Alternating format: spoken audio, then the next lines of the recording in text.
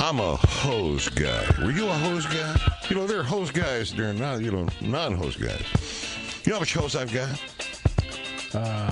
No. You know, this sounds like a joke. This sounds like a joke, if you know what I mean. I got 600 feet of hose. I've definitely got a hose in my backyard. I got 600 feet of it, baby. So, just come over. I want to wash your car. So if she were to tune in at 10 o'clock, she would call the radio station, you're off the air. Hello? Hello? I don't think there's... Hello? Hello, yeah. It's the Brian Pierce Show. I don't think your station's on the air. No, I'm talking to you right now. Brian Pierce. Is somebody there? Yeah, I'm right here talking to you. Hello? Going once.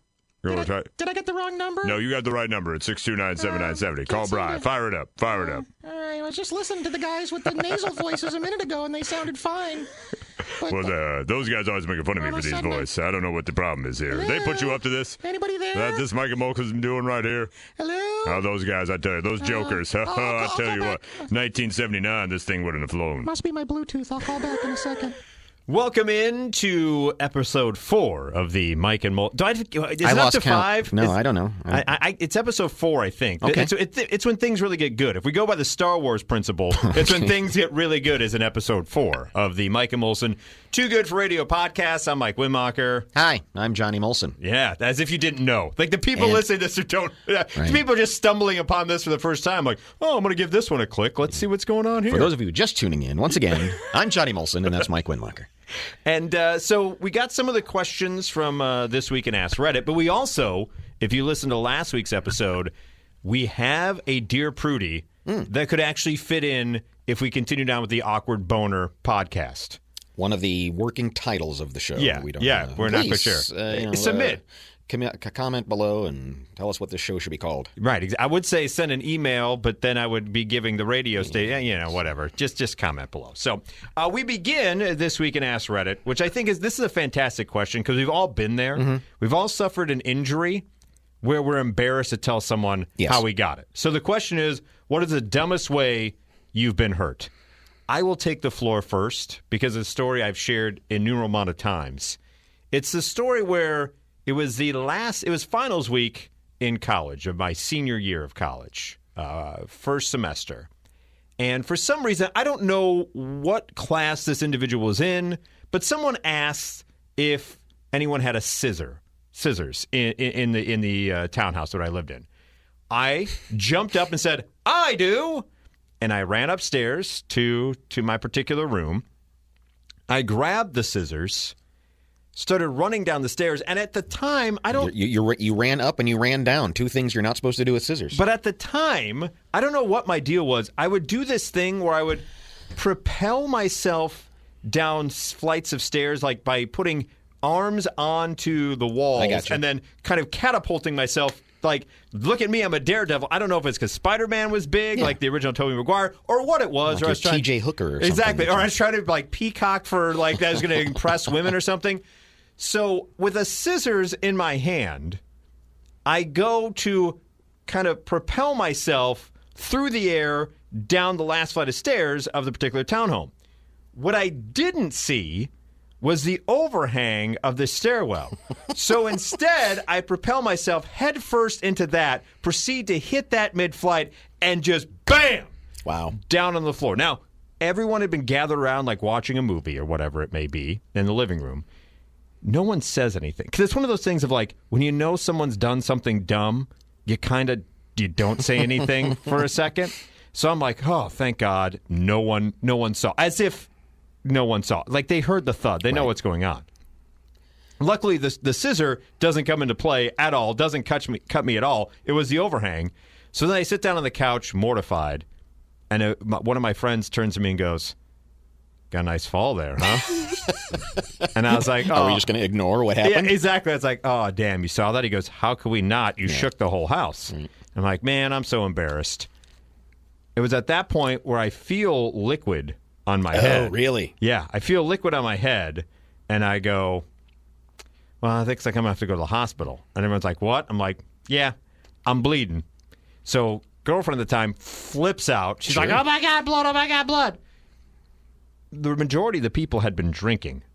so no one was able to. I can't drive. Like, I had not been drinking, but I can't drive myself. The girlfriend's too hysterical to drive me anywhere. Majority of other jamokes are inebriated, so they can't drive. So finally, the couple of freshman kids were like, well, we can drive you to the hospital. So try to explain the situation to the attendant at the ER and tell them you're not inebriated. Right. You just came from a college campus. You say, I launched myself down a staircase. You know, it's a thing I do. People know me for this. It's right, my trademark. It's my thing. I'm a freestyle walker. It's an X game thing. And so I'm inventing parkour. Right. I was ahead of the curve. Right. And so they weren't buying that I wasn't inebriated. So the stapler comes out, right? And they're like, we're going to have to get like 6 staples in there. And so they go, we're going to try it first without any anesthesia. Why not? Because they still thought I was drunk. They're like, so they didn't want to, yeah. They're like, he can't feel any pain. So the first one goes clunk, clunk right into my skull. And I'm like, ow, that hurt a little. And they're like, all right, anesthesia. So yeah, that's my dumbest way I got hurt, was propelling myself down a stairwell with scissors and then cracking my head open. I'm not as physical as you are, Mike. I don't think. I don't do a lot of things. But there's always there was recently. I was painting in the kitchen, and the thing that they always tell you happened. The ladder slipped out from under me. Oh no! Yeah, straight out of the Three Stooges or right, something. Yeah. And so down I go. Something I mean, it was a hard fall. Ooh. Something landed on the paint can, was all smushed and mangled by the time I got up. Good Lord! Stuff went down the basement stairs. I knocked over. I knocked over a garbage can. I mean, it made an amazing, colossal noise. Didn't hurt myself at all. Nice.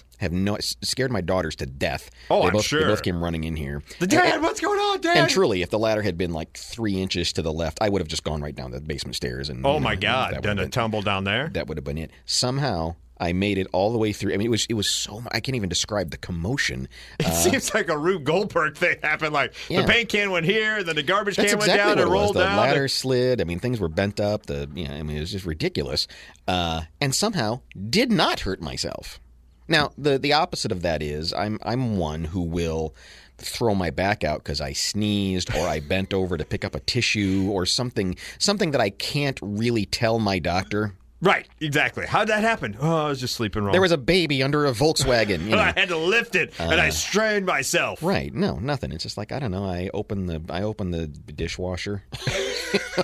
It just went, and things went sideways. You got 4 weeks of physical therapy coming your way. Why? You were in an accident? Nope, dishwasher. Yeah. I had the one time I was like 10 years old. I stayed home from school. I had a crick in my neck because I slept on it wrong. Like there was like a crevice between the wall and the bed, and apparently I stuck my head in there the whole time and slept, and I could not move my neck. It's the most ridiculous thing. Sleeping is I don't know.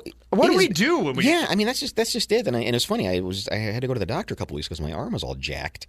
And I explained to the doctor, it's like, I wake up and I'm kind of on my side and things are twisted. And he goes, oh, yeah, we mess ourselves up while we sleep all the time. Yeah, sometimes when you wake up and you're just like, what kind of weird G.I. Joe bendable character am I? Where I'm like, one arm's above my head, like behind the pillow, and the other one's like reaching around and caressing my own body. I'm like, what the hell? It's obviously uncomfortable because you wake up in pain, but for some reason while you're sleeping, your body goes, no, this is fine. Yeah, it's perfect. Perfectly acceptable. This will work out in the morning. Yeah.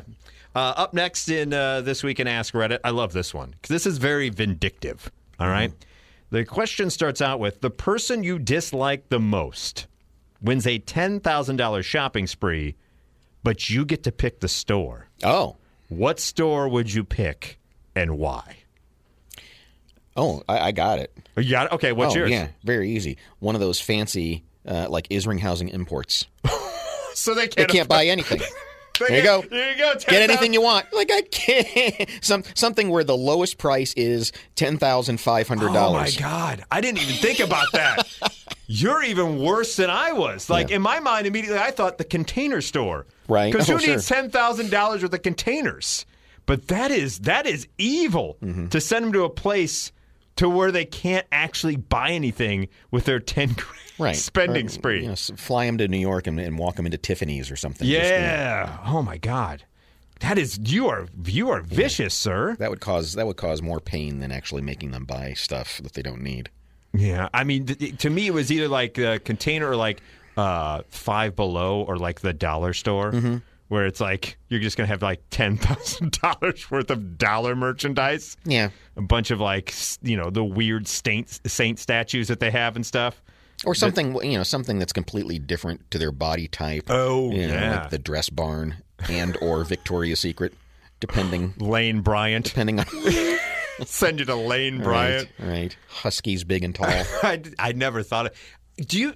I don't even know if there's a store that I could, if they were even to offer me a $10,000 shopping spree, I don't know a store where I would go, I could use all of that. Effectively. In one store? Yeah. In one store. I don't know if there's any store that I frequent that I could even possibly imagine putting that much money into that particular store.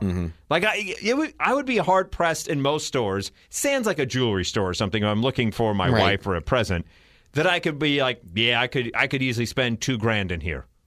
I think you're right. That's hard to do. It's hard to. And I'm glad that it's hard. I mean, I know some people can do that. I can't. I could never in a million years. I would if you were to give me that $10,000. To go shopping anywhere, I would feel guilty. I would get to like $5,000 and be like, well, the rest should go to charity. Well, either that or I would go, you know what, it's too much to give to one store. I'm going to have to go to the other store just like this one and give some to them too. Because I can't give it all to these idiots. Right, exactly. I can't give all $10,000 just to this. I have to spread it around. Yeah, I like your evil take. But I feel like next week on the Awkward Boner podcast that we should figure out a store we may be able to actually spend that amount of money on. Yeah, medical supplies would be fun too. Oh, to send her the medical supplies. Boy, look, where'd you get all these splints and crutches? Well, I won a $10,000 shopping spree, but my arch enemy had to choose where I shop at. There's a strangely high number of ostomy bags in the closet. Is there a reason for that, sir? Oh, but then you feel bad for the people that actually need it because they bought in bulk. That's right. Bought in bulk. Oh, yikes. Up next, this one kind of fits in because in a couple of weeks, I know whenever I bring this up, you always say that the wedding that I officiate over actually isn't a real wedding. Right. But I've done 3. I have my 4th one on deck. Mike is responsible for at least 3 nuptials out there in the world. Are they all still together? They all are still together. Right, I'm doing all right. I'm above above the national average right now. So hopefully this next one does that way as well. But it leads me to the next question here on This Week in Ask Reddit.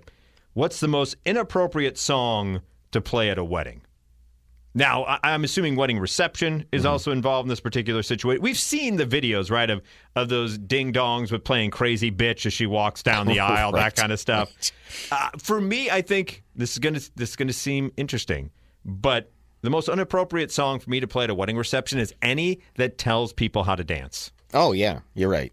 Any of those are the most wildly inappropriate. I don't care whether it's the chicken dance, whether it's the electric slide, the cha-cha slide, whatever dumb line dance that you want to play is the most inappropriate thing there is. And the problem is it brings everyone out to the dance. It's like cocaine for wedding DJs because they know everyone's going to applaud. It's like I can get them all excited by making them, I don't know, do the turtle or the whatever. There's always something ridiculous. Yeah, you're right. Yeah. I got no use for any dance that tells me or any song that tells me how to dance. I find wildly inappropriate to be playing at a wedding reception. Gregorian chants, I think, would probably. Oh, anything by Enya? Enya type stuff. Oh, God. By the way, it's quickly off on a tangent, how did Enya become popular? There was that pocket of time where people were buying Enya like in mass. Just any of that weird atmospheric music that doesn't really have a melody to it. Yeah. By request from the nephew of the bride. Yeah. Here's Didgeridoo. The throat yodels or whatever it may be. Yeah, Enya's another one. I'm trying to think. There's obvious songs that you probably shouldn't be playing. But if that's your jam, I don't have a problem with it. Do you? We could go in the back here and get some of those sound effects discs that we have that we use in commercials. Yeah. And slip them into the... Oh, God, yeah. Any type of production music is bad. Yeah. I don't have an issue, though. Would you... Like, you got to play this. This is her favorite song. She'll love this. generic prod music like. Ding, ding, ding, ding, Come down to Chapman's Pharmacy. Would you be offended though if someone played like "Me So Horny" from Two Live Crew at their wedding reception? It happens, doesn't it? It has to. I don't have an issue, as the night though. goes later, the music gets more ridiculous. I don't have an issue though with that.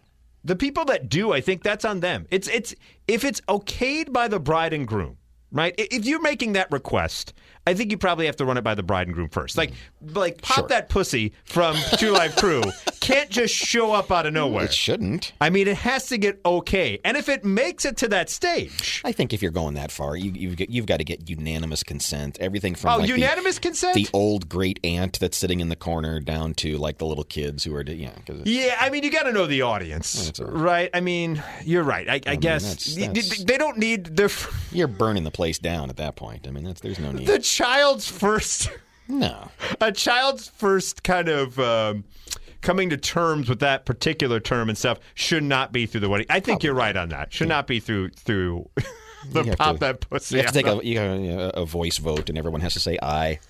All opposed? Nay, say aye to that song. We can't have that, I guess. Yeah, bump it. But see, there's some songs that have that kind of connotation that hide it a little bit better. Right? Bump and grind, too close, from next, that kind of thing. Do you think the Vinyls has ever been played at a wedding reception? Sure, of course so.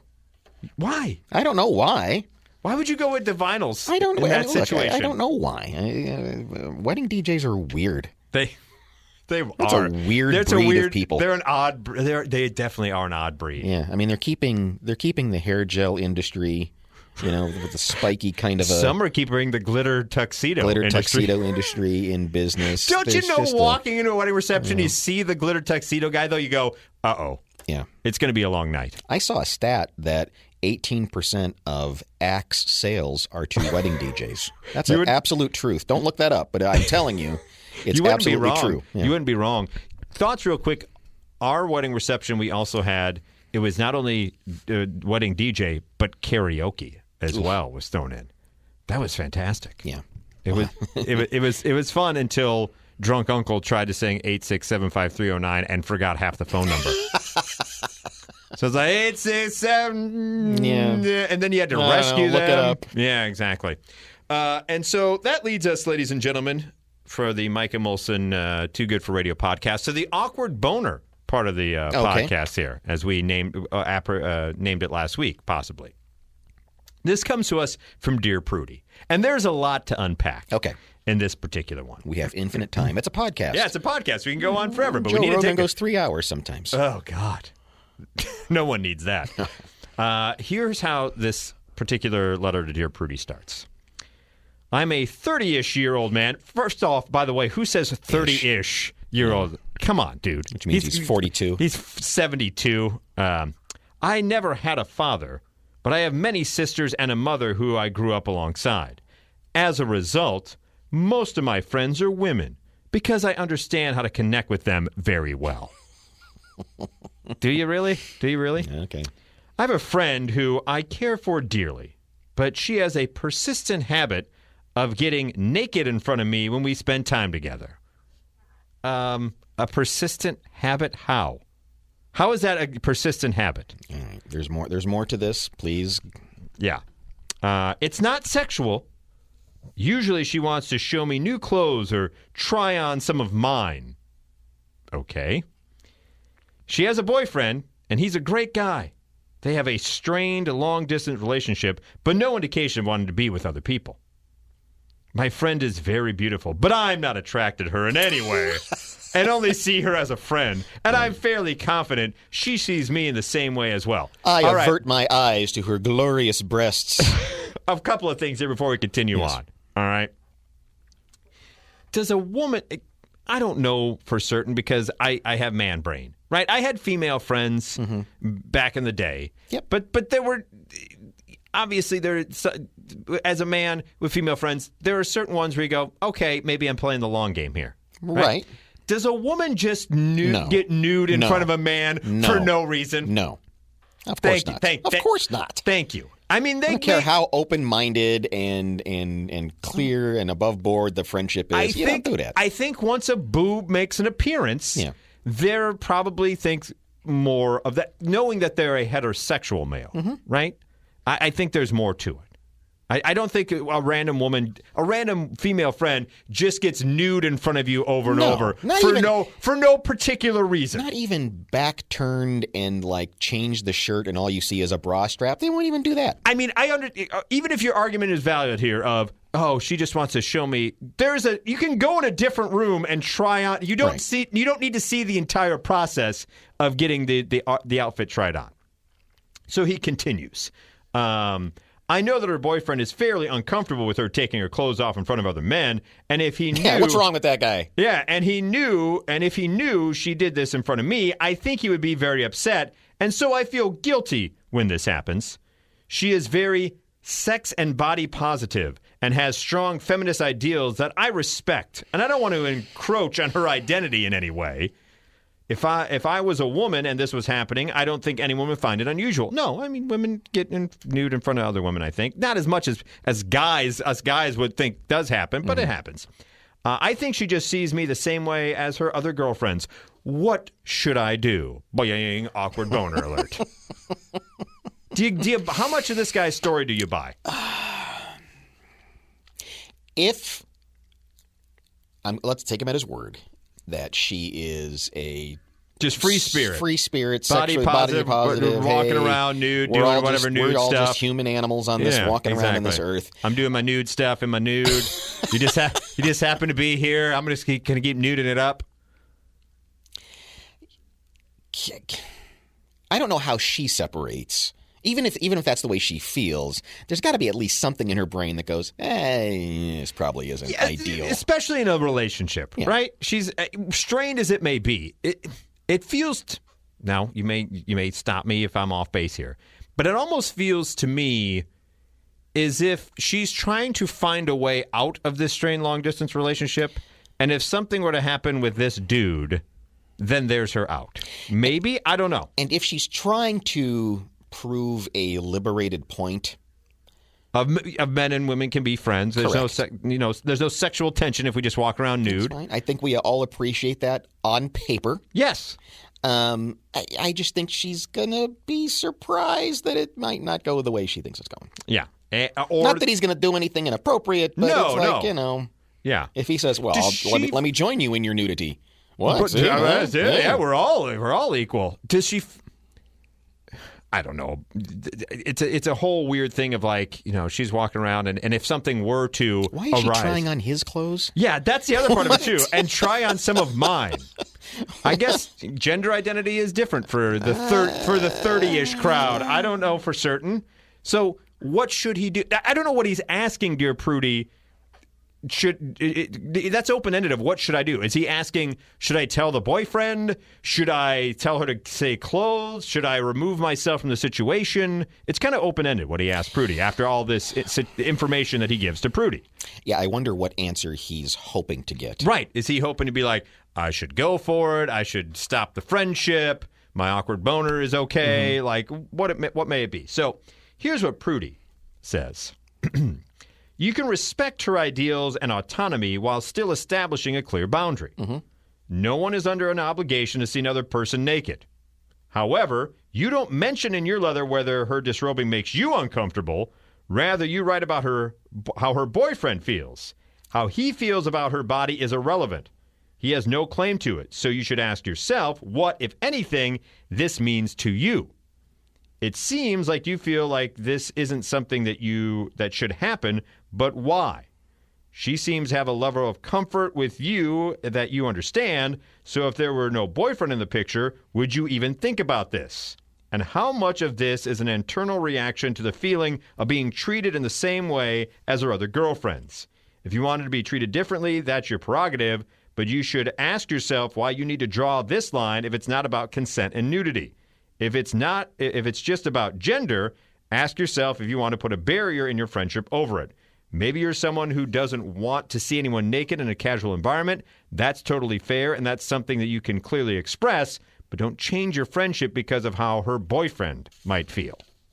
There's a lot to unpack in Prudie there, too. Yeah, I mean, look, if he says, hey, go ahead and change. I'm going to step out for a second because it's a little strange for me. Then she gets all Right. Now she had. Now she's like, now she maybe feels that, maybe he has been sexualizing me this whole time because he feels uncomfortable that he needs to step outside. Well, it's an immediate challenge to her notion that, hey, we're all just free spirits and we can just, let it swing. As it were. Did you ever have an uncomfortable situation with a female friend, though, at all ever? Sure. I mean, I had one time, once again in college, my friend who was well endowed in the chesty area, right? She took me with her because she wanted I've never been a fashionable dude, right? I mean, I wear things, but I wouldn't call myself someone who is in fashion. But she wanted my opinion when she went dress shopping. Okay. And so I obviously wasn't in the dressing room with her. That would have been weird. But she comes out and she's like, "Hey, how's this one?" And it's strapless or whatever. And they were there to be seen. And so I'm like, well, I'm just going to look away. And she's like, "No, you need to look at these because other people may be doing the same thing." And she's like, "So if I bend over like this, what do you see?" Holy moly. And I'm like, "I'm not going to." You're in the store while she's making this announcement? Yeah, exactly. And I was just like, I can't. She's like, "You need to. I need to know the truth." She's like, "Look at these, right?" I felt so uncomfortable. I was like, what is going on here? I'm like, overall, maybe this isn't the dress for you. She's like, that's all I needed to hear. Okay. So that was kind of a similar situation. I have not been in a situation, but please comment below if you feel like you need to undress in front of me. Johnny will be there to be your totally platonic, not awkward at all type situation. In the mood, if you feel like you need to demonstrate the fact that you are a free spirit, then fine. Speaking of free spirit nudes, real quick before we wrap up the Too Good for Radio / Awkward Boner podcast, when we were in Chicago a couple weeks ago, it was hard for me to fathom the situation at hand because I'm just generally not a nude walker around my house, right? Some people are more free than others, and I get that, right?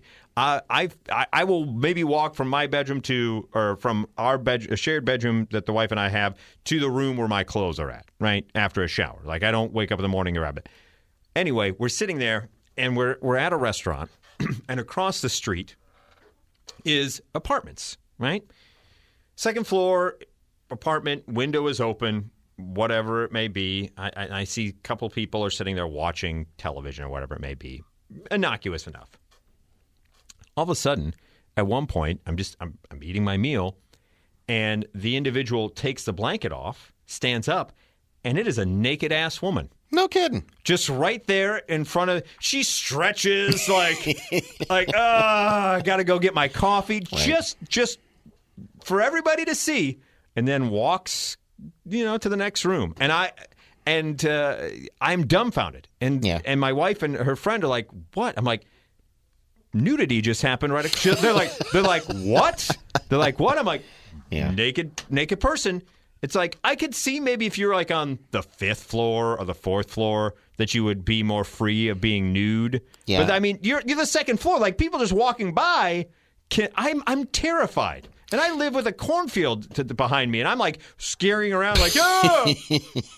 Yeah, I think people kind of forget their surroundings. I mean, you hear so many stories of, even if it's, in a crowded metropolitan area where buildings are close to buildings and there's a hotel over there and people just start walking around and just completely forget that, I know it looks like a mirrored window across the street, but they can look right through the, it's it's bizarre. Yeah, that was just the odd, weird, random nudity thing where I'm just like, good. God bless you if you can do it. Yeah. It's not me. No, I mean, it's not for me. Ladies, you start taking your clothes off in front of me, I'm going to join in. I will also take my clothes off. It's much like it seems you can't let someone drink alone. You can't let someone be nude alone. That's Johnny's. only appropriate. It is only appropriate. That's words. If you've taken nothing from this podcast, let that be the thing. You made it this far. Thank you for listening.